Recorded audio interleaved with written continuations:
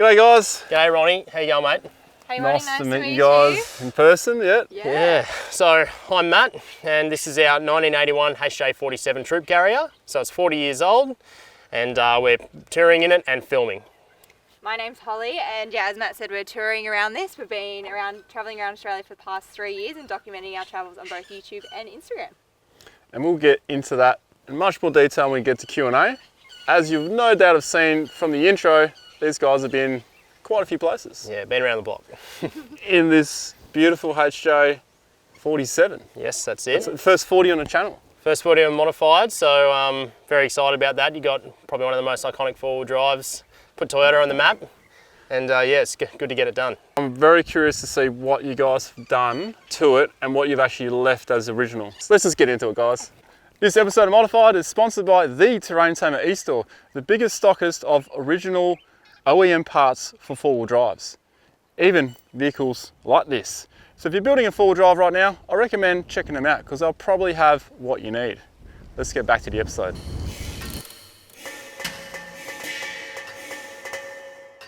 Well, we'll just talk about the whole exterior of the vehicle. Yep.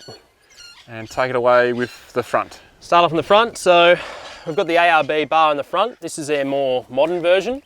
Back in the day, they had the classic sort of farm gate bar, but this one's a bit more modern and I really like it. I think it complements the front end of the car really nicely. You can see that nice front bezel, which is just such an iconic look for the 40s. So yeah, love this bar. And then on it, we've just got the Type X Pros from Steady. These are a fantastic spotlight. We've got the spread and we've got the spot. You know, we're not moving too fast, so it's good having a bit of a spread. We don't need to see things 2Ks ahead of us, so because it takes us a while to get there. And then behind that, we've got the 7-inch Steady homage. So these are for, you know, your old 7-inch lights and classic cars. And yeah, they're an LED, they're ADR compliant, which is really good. Replacing your old kerosene candles? Yeah, mate, replacing the old candles. So they're fantastic and I love the way they look. And it's just one of those things that you can easily change back if you want that classic look, but you know, upgrading your lights is always a good move. So love especially them. Using the car. And it just sort of suits the way I've kind of, you know, modernised it a little bit with those little touches. So I really like them. There's no PTO winch in this one. I know people are going to ask you about that. Are you looking at getting a PTO winch, or are you going to do an electric winch, or are you not going to do a winch? Look, I could go with either. Look, PTO winch would be really cool because on the 4-speed I've gotten this. There's actually a blanking plate, which is pretty rare apparently, so I could actually attach one pretty easily if I could find one. But yeah, I mean, a winch one day would be great, so an electric winch is not out of the question either. Sure. How do you find the approach angle on the 40? The approach angle on the 40, tell you what, way better than my departure angle. You'll see why later on, but I mean, the chassis in these things goes beyond the front of the car. I mean, the front of the wheels are in line with the front bezel. I mean, the approach angle is ridiculous. And then, you know, with the original bars even, that used to be on it, and this bar, it's just a solid chunk of steel right out the front. So, you know, you don't have to worry about much on your approach, that's for sure. You've extended the flares out? Yeah, these are actually on it when I bought it, these flares, but I mean, I liked them and they worked because we've got the negative offset in the rims and obviously the fatter tyres, so that's that, you know, keeps it nice and legal, and they sit within the flares. Front and back. Yep, front and back. Original side step. People call them the floppy side steps in the 40 because they seem to flex a fair bit when you get up and use them. But yeah, they're still all right. They were flopping around a bit, so on the other side I've sent a screw into the other side, so it didn't move around too much from the wind. But anyway, it's a quick fix and it works. To be honest, I haven't changed much. Eh? yeah, that's it. All right.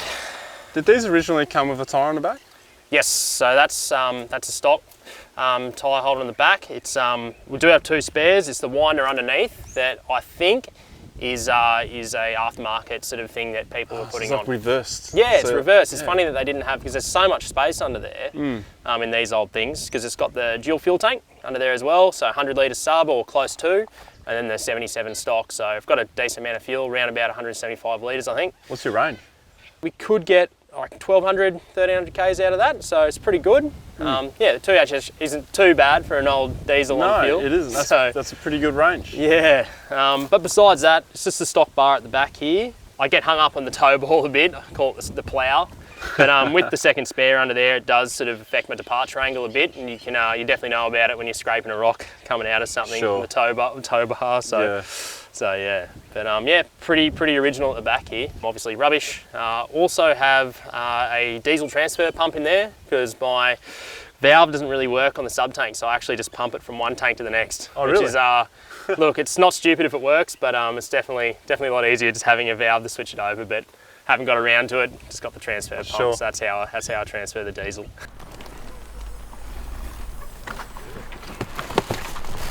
Ronnie's handed it over to us, and we're just going to run through our outdoor living area and sort of how that kind of works. It's all based around the roof rack, so we've got the front runner rack up top. Love it, nice modern rack, heaps of accessories and things you can get for it. On it up front, we've got the Max Tracks, 4 Max Tracks, which are our recovery boards, and then we've got a gas bottle holder for the other side, just for our cooking, heating up water for showers, things like that. Holly, would you like to jump into the tents? Yeah, so the tents, we've got a few on this roof rack. So the first one is our 23-0 shower awning tent. This thing is great. It actually has an inbuilt a USB light, isn't it? Yep. A USB light. Really super simple to set up. And we just use a 12-volt shower head that plugs in straight at our power system here, and we run that as our shower. Now our bed, how we sleep in this vehicle, we are running the Camp Kings Industry rooftop tent. Now this is a hard shell rooftop tent that is 100% Australian made. We've got a double bed upstairs. We have put a mattress topper in it, just for a little bit of extra comfort. And also we have a heated blanket, so on those cold nights we have quite a bit of luxury up there. We needed it last night. Oh yeah, it was cold last night. And then on top of the tent we have a 180 watt red arc fixed solar panel, which gives us plenty of juice when you're stationary to run our fridge and freezer and all our gear. So on this side of the roof rack we've just got our super peg awning. Now this is just a really basic one. It's just not a swing out or anything, or 180. Just comes straight out, and this is what we use for our kitchen side. So we've just got a little camp table, just our cooker, gas bottle around here. We just find it's such a super easy, quick awning, and also the way the pegs go into the feet eliminates the need for guy ropes, which is really nice. And we've just got a little side wall, so if it's wind's coming from one direction, we can put that wall in and still cook easily.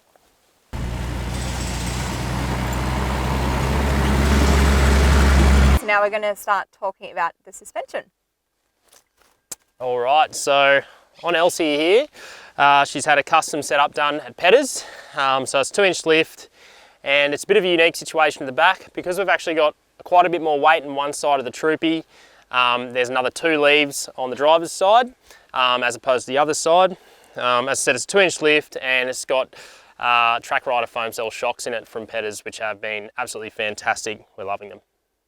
All right, Holly, tell us about the steering and the ride in the 40. So Elsie does not have power steering. It's how it came from factory. So it is a heavy old car, especially on 33s when you let a little air out of the tyres. We did get the tyre rod ends and a steering dampener upgrade from Petters as well, which has made the ride that much better. It doesn't wander all over the road as much as it used to.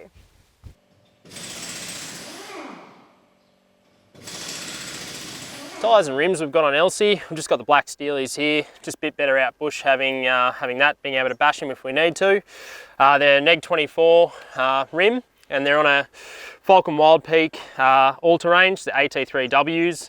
Unreal tyre, it's a 285/75/16. We've done 40,000 Ks on these, wearing fantastically. Try to rotate them every 5,000 to 7,000, so pretty regularly, but I find they're not heel towing at all. Really good tyre, performing really well. So yeah, really happy with them.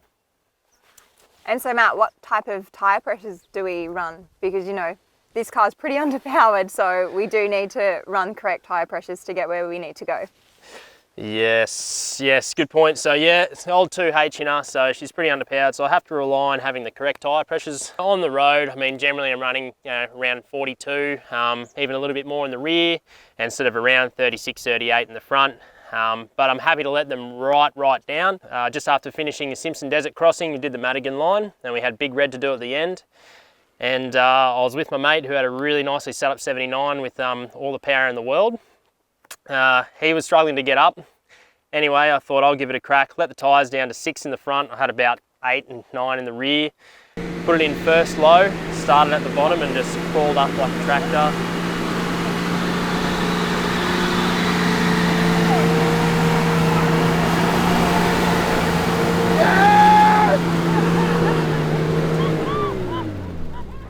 and she made it up. So having the correct tyre pressures in this thing is really important if you want to get anywhere, but yeah, makes you really think about how you're going to use the car, so it's good.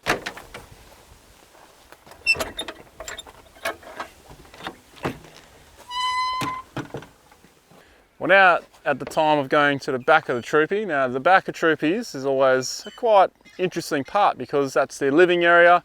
It's also their edit suite from my understanding. So I'll hand it back over to Holly and Matt because there's not a lot of room in there. Not enough room for 3 people at least, but plenty of room for 2 people. So welcome to the back of our Troopy. So we designed this space so we were able to get in it, edit, eat, get out of the elements. Yeah, just a space for storage and yeah, everything really. Yeah, we really wanted to make sure we had enough space for the both of us to be in here on our computers editing. That was really important when we were doing the build out. Yeah. We did it ourselves. It's a bit of a hack job, but hey, it does the job.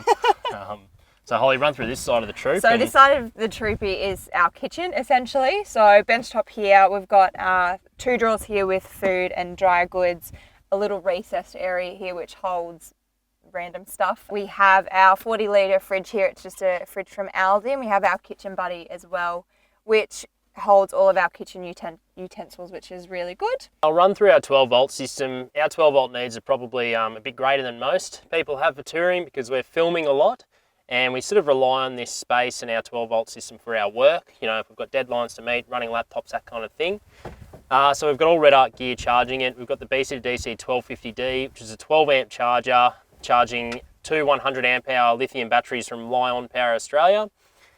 We've got a 1000 watt inverter, which is you know charging our laptops, running our NutriBullet, and we've also got a 115 watt solar blanket charging it, and the 180 watt panel on top. So we've got plenty of solar going in when we need it. We've just got all your basic connections here. Inverter remote, 240 volt power. Turn our lights inside on and off. Works really well for us. It's good having lithium. You just get plenty of power, charges quickly, outputs quickly. We can even run our twin ARB air compressor off it, which is just under here behind Holly's seat. And yeah, that's pretty much our 12 volt system. Love it. So down the back here, we also have 2 more storage drawers. This one just holds all of our clothes. And this one here holds tools, axes, tent pegs, shovels, everything that you kind of need when you go camping. So we also have a 40 litre front runner water tank underneath here, which finishes the kitchen side. And then this used to actually be a bed. So this platform here would slide out, slide in and create the base for our bed. That's why this mattress here is so thick. Eventually we will cut it down to make it more livable for just a lounge space.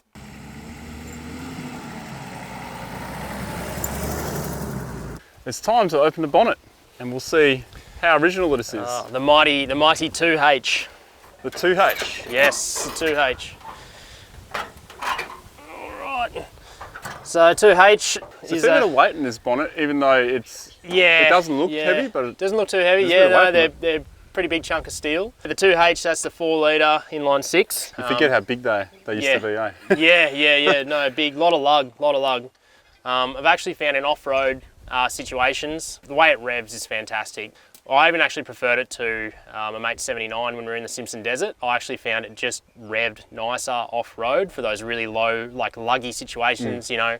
So you can just tractor around, basically. Yeah, you can just tractor around, big flywheel on them, you know, big stroke. So it's for off-road applications. I mean, they're an off-road vehicle first and foremost, and you can tell that they designed it like that. People watch our videos and they sort of say, oh yeah, you're going to turbo it. You're sort of throwing all these pretty wild things at it. And one, look, it's an old engine, it's 40 years old. Kind of want to keep it reliable.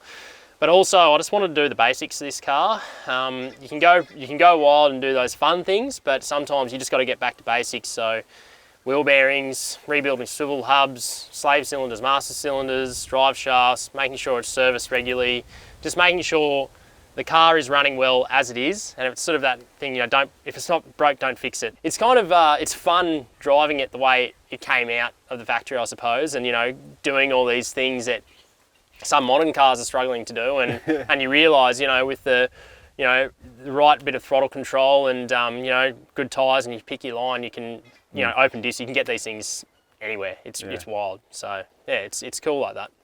So how many Ks has this done when you bought it, and how many Ks have you done in it? It's a very interesting question, Ronnie. I don't actually really know the answer myself. So it's obviously had the cluster taken out at one stage, the instrument cluster, and they've put in a different one with only 5 digits. So according to this, it's done 80,000 Ks, but you're dreaming, it's definitely done a lot more than that. When I bought it, it had a sticker on it that said next service at 388,000, and that was from 15 years ago, and that was in Queensland, and I bought this in Western Australia. So I would say easily it's done 500,000, but who knows. Funny thing to note with them, it's an early 2H, so it's got a few little differences that the later ones didn't have.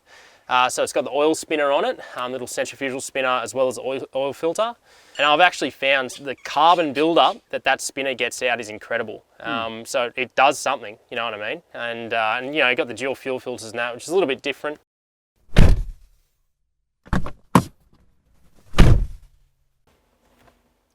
Where to? Where do you want to go, mate? We can go anywhere. Okay, where haven't you been? Where haven't we been? Oh, mate. Look, the more places you do go, the more you realise you haven't been to. Yeah. So that's all I'm going to say about that. Fair enough. That is a good answer. I'll start glowing, it takes a while. I love the stereo. Yeah, mate, UE Boom, it's an absolute classic. So we find if we turn it up to the max, we can just hear it. And that's with sound deadening car builders all through this. So we can just have a conversation in this now. So it's pretty good. There's actually a lot of room in here. Is there? Yeah, well, you know what? There's a lot more room in the Troopies than there is the Utes. The Utes, you're right up at the steering wheel, and some of them have the fuel tank underneath the seat. Yeah. So the Troopies are by far and away the best for room. Oh yeah, because otherwise my head would be down in the fridge height there. Yeah. So we got the fridge here. Dometic CF11, and we have that constantly running as a freezer. Holly, you want to show one of our favourite things in here? Absolute quintessential, because remember, we don't have aircon, mate. So we've got the icy poles. That's hilarious.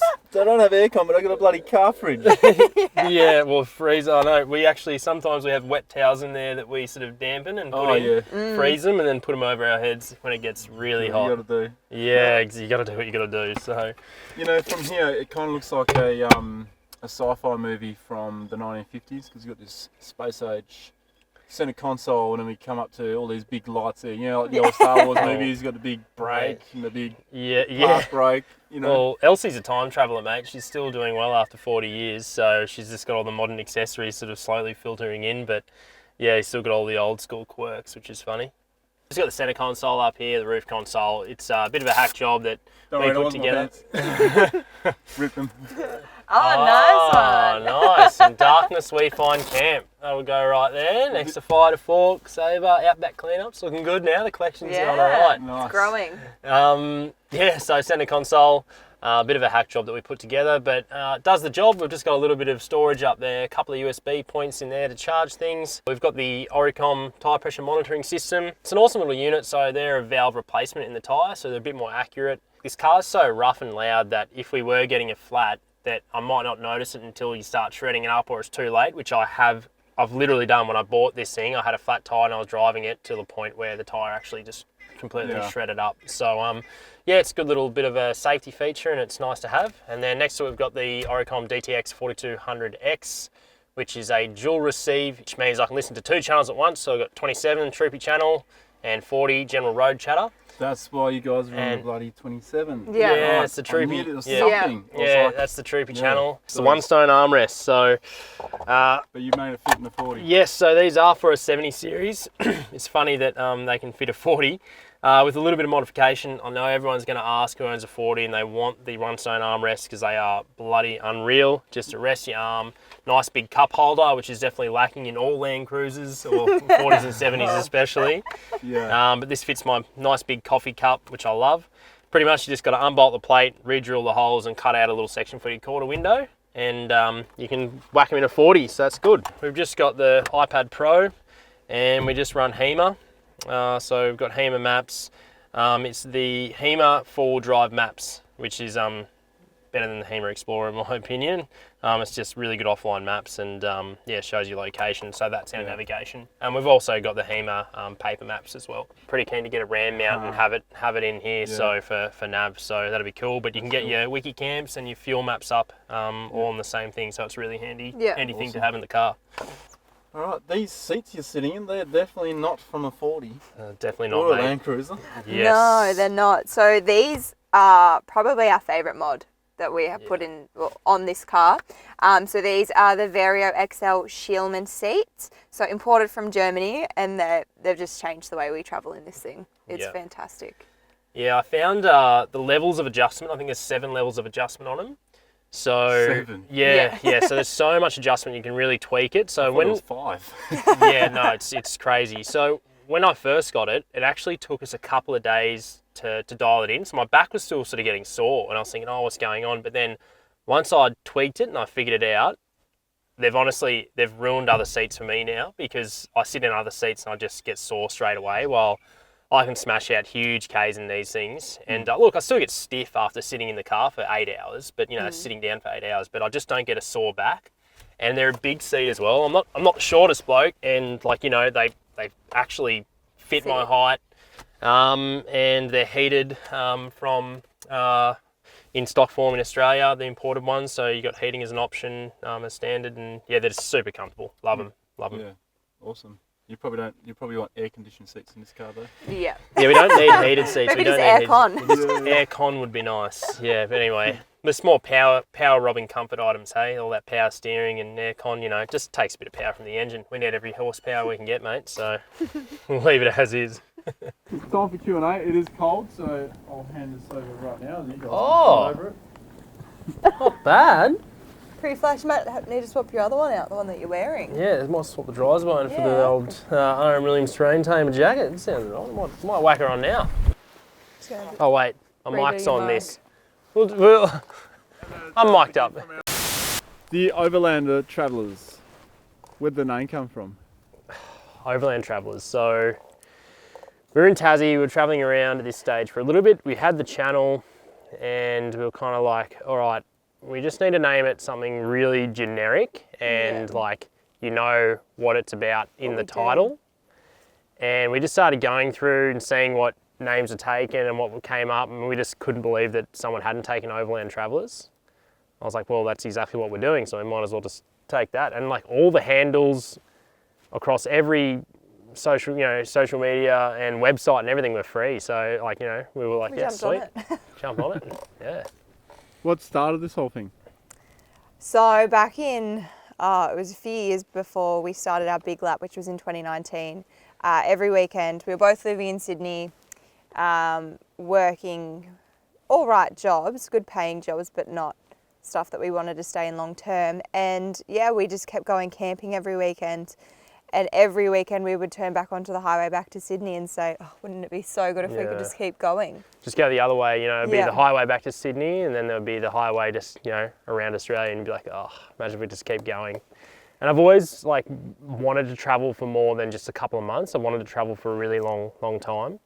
And just at that time in Sydney, I got a hand-me-down ute. My dad bought a new Hilux, and he had his old 2000 Hilux, extra cab.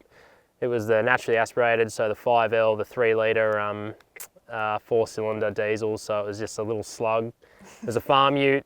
I'd done nearly 400,000 Ks, and it had a few issues, and he said, if you want to fix it, you can have it. And I was like, sweet, I needed a car at the time, so I sort of, got the few issues sorted. And then I realised, I've got a 4-wheel drive. I can actually go places that I've never been able to go to before. And I suppose an extension of it all, how the channel started, was I was into photography and videography way before 4-wheel driving. And if anything, 4-wheel driving was just a means to get those photos for me. It was a tool to get me to the places, to these incredible locations. And I've always said there's only so much sitting around a campfire you can do. And especially myself, I'd get really bored just sitting there. I'd set up camp and I'd be like, all right, what's there to do? What's next? So yeah, it's a really good creative outlet, and gives us something to work on every week and meet a deadline. And now, yeah, after a couple of years, we haven't finished the lap. We've just kept going and got a different car, but we've built up the channel a little bit now. We've just built a really awesome community of, I suppose, like-minded people, and yeah, we're just enjoying ourselves and doing everything we can to avoid going back to a normal job. What states have you been to so far, and territories? Yeah, so we've been everywhere. All of them. Yeah, we did the whole lap 2019. This year we've done quite a bit of travel as well. We went through the Northern Territory, did the Madigan line through the Simpson Desert, then up into Queensland and did parts of tropical North Queensland, Daintree, and now we're back in SA. So gone through the Flinders again. We've spent quite a bit of time in the Flinders over the past 3 years. But yeah, so we've done every state. We definitely haven't deep dived into every state. The more you see, the more you realise there is to see as well. So yeah, we've been everywhere, but we're really keen now to do more remote stuff. I suppose now that we've got more confidence sort of travelling remotely, and as I suppose we've built up the skills as we've gone along. Because when we started, like, we had no idea. Like, our setup was just like a cheap dome tent, and like, you know, I could fit my whole camping setup in the back of the space cab in the ute. Like, I didn't even need the tray. Like, that was our entire camping setup. And we were camping with that for a while. So like, over the years, we've sort of figured more stuff out, and now we're just really keen to get to those really hard to get to places. What's been the best state so far for you, and why? It's very hard to... Oh, look, they've all got their pluses, and I'm not just saying that. We love Tassie. Tassie's such a cool little place. South Australia's got some real surprises. We've spent a lot of time here working and stuff, just while we were on the road. But you can't beat WA. Like, it's an awesome state. WA is. When we travelled around Australia, we always said that WA was just unreal. It's the variety from top to bottom, and You'll never see it all. Oh no. The only thing that's lacking there are mountains, like actual mountains. Yeah. Well, mate, you'll have to come over our way. Yeah. For sure. Snowy mountains. The snowy mountains. So you'll see a few there. Yeah. Who enjoys editing more out of you two? We both enjoy it, but I probably do more of it. It is good though. We both have the same editing style. Matt's taught me everything I know, so he can. Well, either of us can start editing a video, and then if we get stuck at a point, which happens fairly often, we then, like, one of us will jump off, the other one will jump on, continue with the edit, and you can't tell if we started or stopped. So can't get it. Yeah. Holly jump on, and she'll jump on, and then figure something out. What's the top favourite mods for each of you? That would be very similar, I think. You can't beat a good night's sleep camping. You've got the Camp King 10 on top, and it's changed the way we camp. This trip meant to be 1 month, and we've now been gone 4 months because New South Wales locked down. If we didn't have that, just a nice, secure, comfortable place to sleep, I don't know, it just wouldn't have made this trip anywhere near as good as it has been. So, I mean, you've got the double bed up there, heated blanket, doonas, pillows, it's comfortable, heaps of room, and it just, performs so well, so love it. And yours, Holly? Definitely the Shieldman seats. So they've been in for a few months now, and gosh, we've done some Ks ever since we put them in, but they've allowed us to do the Ks that we've done this trip. We've done, almost 25,000 since we left 4 months ago? Or more, I think now, nearly 30. So we've done a lot of Ks in those seats. What's something you feel like the vehicle's lacking? Like, so what will be the next mod if you were going to do one to it? Brakes? Even if it's a wish list mod. Oh, okay, first wish list would be aircon. Aircon, yeah. We always complain about it, and people just say, get aircon. But I feel like until you drive in that thing in a 45-degree day, you don't understand what we... Do 10 hours in 45 degrees, and you will... you'll know exactly what we're talking about. Like, it's insane. Like, those old 40s have just always been known. Like, I've known people whose thongs have melted to the floor, like, or like, that's how hot they get. So, we still have a pretty big wish list. So aircon, probably power steering, upgrade the brakes, 5-speed. I mean, that would be nice, but then we're also just kind of like, where do you stop spending money? It's sort of, it works, and it's how it's, how it was when it came out of the factory. So you kind of like, you know what? Thanks for being the first 40s. Oh, no worries. On modified. No worries, Very mate. exciting. Thanks, Ronny. Yeah. No worries. Well, you had to get, one of the most iconic four-wheel drives on there, mate. It was well due. Yeah, I can't believe there hasn't been one yet. Yeah, I'm sure there'll be more to come. Yeah. Yeah, they're pretty popular now. Might open the flood doors now. Yeah. And a Troopy as well. Yeah. Yeah, no, it's a cool one. It's the one everyone wants. Alright guys, I hope you enjoyed that modified episode. Of course, this was sponsored by the Terrain Tamer e-store and my patrons on Patreon. Now, if you want to go check out the Overland Travellers, there'll be a link to them down below in the description. Thanks for watching. Cheers, everyone. Thank Have a good one. Bye.